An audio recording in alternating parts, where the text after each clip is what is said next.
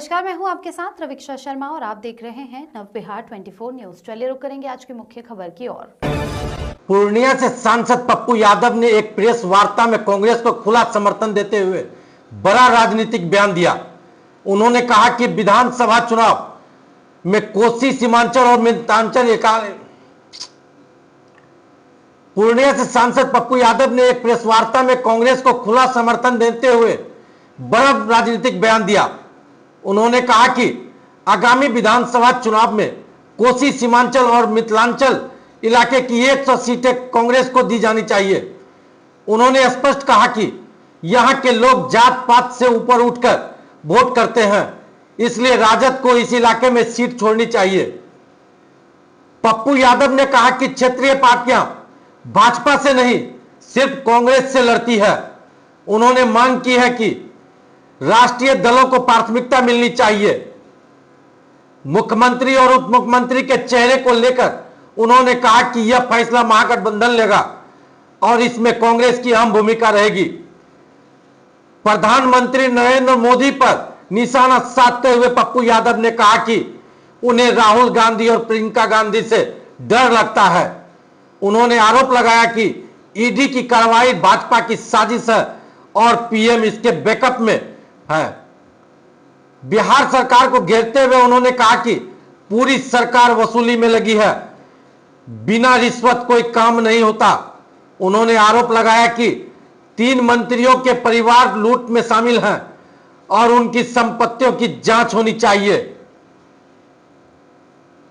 बिहार सरकार को घेरते हुए उन्होंने कहा कि पूरी सरकार वसूली में लगी है, बिना रिश्वत कोई काम नहीं होता है। उन्होंने आरोप लगाया कि 3 मंत्रियों के परिवार में शामिल हैं और उनकी संपत्ति की जांच होनी चाहिए। पूर्णिया से श्याम नंदन की रिपोर्ट। मिथिलांचल से खत्म कर सके, इसीलिए मेरा आग्रह है कि यदि हम एनडीए को हराना चाहते हैं तो सीमांचल कोसी में महागठबंधन का नेतृत्व कांग्रेस की जमीन समझते हुए हर परिस्थिति में आज बैठक है। मेरा आग्रह है कि उस बैठक में ये जरूर निर्णय हो कि जिस पार्टी की विचारधारा जिस इलाके में है वहां वही लड़े और कांग्रेस का ही अधिकार बनता है सीमांचल कोसी में अधिक सीटों पर लड़ना।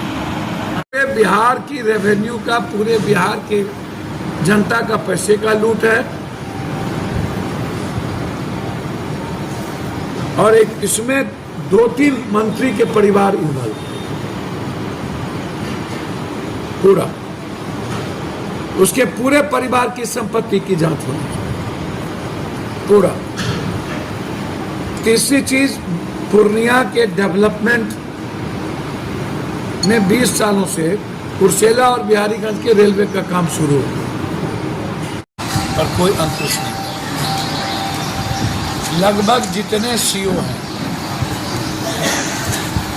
बिना किसी कागज देखे नोटिशन कैंसिल कर देता है, किसी के निजी जमीन पर नोटिशन कर देता है।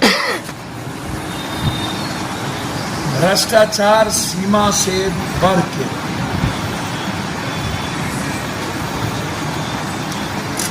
हम कई बार मंत्री से बातचीत करके हमने सीओ की शिकायत की। लगभग सीओ 90-95% सीओ पूरा रावण का कंस का अड्डा बन गया।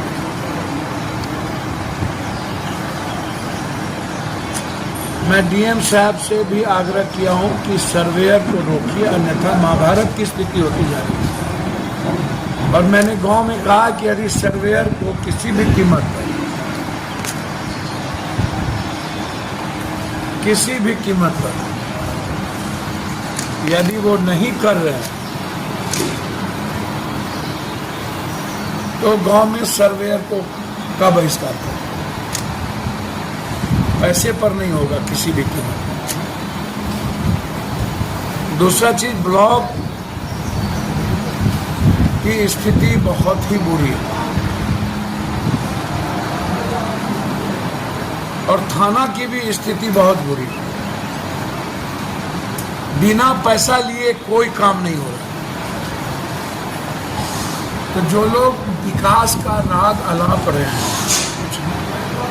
विधायक, मंत्री, संतरी, जो लोग, हम उनसे आग्रह करेंगे कि आप इतने ताकतवर हैं तो पूर्णिया को भ्रष्टाचार से मुक्त करें।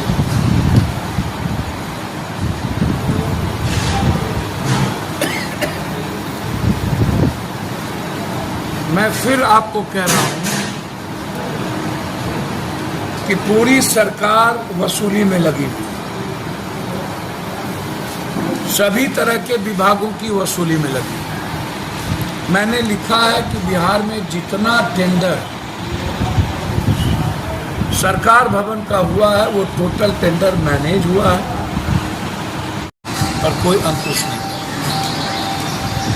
लगभग जितने सीओ हैं बिना किसी कागज देखे नोटिशन कैंसिल कर देता है, किसी के निजी जमीन पर नोटिशन कर देता है।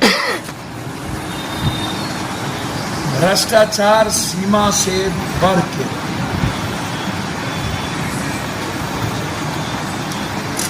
हम कई बार मंत्री से बातचीत करके हमने सीओ की शिकायत की। लगभग सीओ 90-95% सीओ पूरा रावण का कंस का अड्डा बन गया।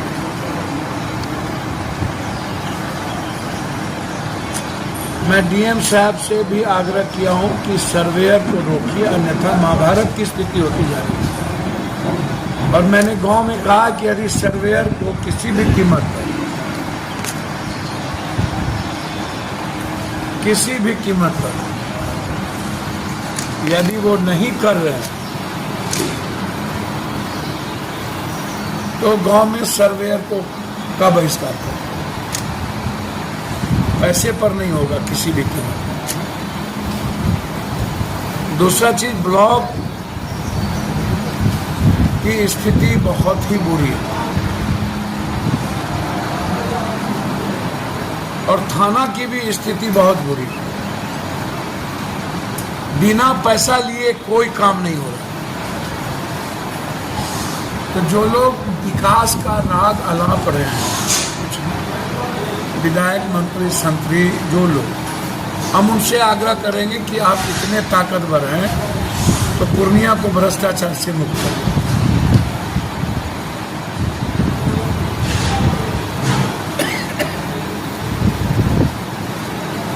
मैं फिर आपको कह रहा हूं कि पूरी सरकार वसूली में लगी हुई, सभी तरह के विभागों की वसूली में लगी। मैंने लिखा है कि बिहार में जितना टेंडर सरकार भवन का हुआ है वो टोटल टेंडर मैनेज हुआ है